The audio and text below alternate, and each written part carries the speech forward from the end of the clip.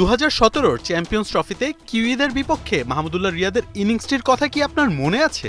মাত্র 33 রানে 4 উইকেট হারানো টাইগারদের জয়ের পথ দেখিয়েছিলেন মাহমুদুল্লাহ রিয়াদ এবং সাকিব আল হাসান। আবারও টাইগারদের সামনে New Zealand do or die match.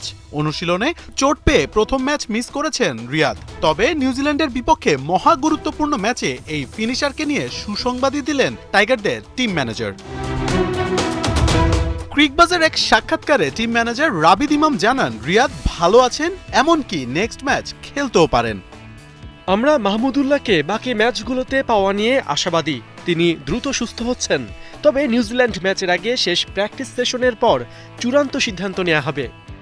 রিয়াদের স্ক্যান রিপোর্ট নিয়েও আছে সুসংবাদ, নেতিবাচক কোনো কিছুই নাকি ধরা পড়েনি।